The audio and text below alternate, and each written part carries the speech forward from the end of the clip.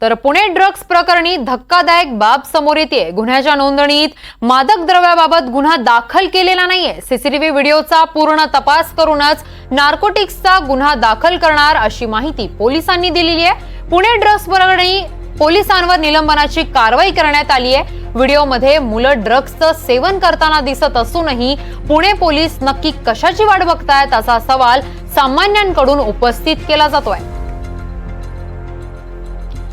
तर पुणे ड्रग्स प्रकरणी आता धक्कादायक बाब समोर येते। तर गुन्ह्याच्या नोंदणीत मादक द्रव्याबाबत गुन्हा दाखल केलेला नाहीये। तर सीसीटीव्ही व्हिडिओचा पूर्ण तपास करूनच नार्कोटिक्सचा गुन्हा दाखल करणार अशी माहिती यावेळी पोलिसांनी दिलेली आहे। तर पुणे ड्रग्स प्रकरणी पोलिसांवर निलंबनाची कारवाई करण्यात आलेली आहे। व्हिडिओमध्ये मुलं चक्क ड्रग्सचं सेवन करताना दिसत असूनही पुणे पोलीस नेमकी कशाची वाट बघतायत असा सवाल आता सामान्यांकडून उपस्थित केला जातोय।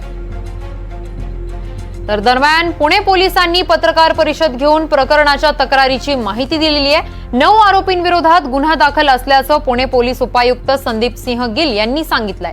तर आतापर्यंत 8 आरोपी अटकेत आहेत, त्यातले 2 जण इव्हेंट आयोजित करणारे मालक असल्याचं पोलिसांनी सांगितलंय। शिवाय व्हिडिओचा तपास सुरू असून त्यात दिसणाऱ्यांचा शोध सुरू असल्याचंही पोलिसांनी सांगितलंय।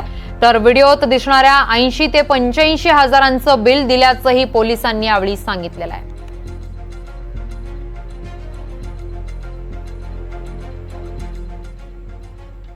तिथे 2 प्रकारचा झालेला आहे, एंट्री फीस आणि त्यांनी जे आत खर्च केला आहे फूड्स अँड ड्रिंक्सवर खर्च केलेला आहे तसे प्रकारची वेगवेगळी अमाऊंट आहे। जसा आत आपण पाहिला ते काहीतरी 80-85 हजारचे आजूबाजूचा जे खर्च झालेला आहे, तसा ते बाहेर जे काहीतरी 500 रुपये किंवा असे प्रकारची फी त्यांनी एंट्री वेळी कलेक्ट केली आहे ते इव्हेंट ऑफिस। त्या रात्री जे काही अधिकारी आणि अंमलदार या विशेष एरियामध्ये रात्रगस्तासाठी होते त्याची हे जबाबदारी होती। त्यामधून काही हलगर्जीपणा झालेला आहे, ज्या लक्ष चुकला आहे त्यामुळे ते डिसिप्लिनरी ॲक्शन घेण्यात आलेला आहे। यामध्ये 2 अधिकारी आणि हा गुन्हा जे आहे ते 9 आरोपीचे विरुद्ध दाखल करण्यात आलेला आहे। त्यामध्ये आरोपी जे आहे जसा काल पण सांगितला होता की त्यामधनं 2 मूळ मालक आहे।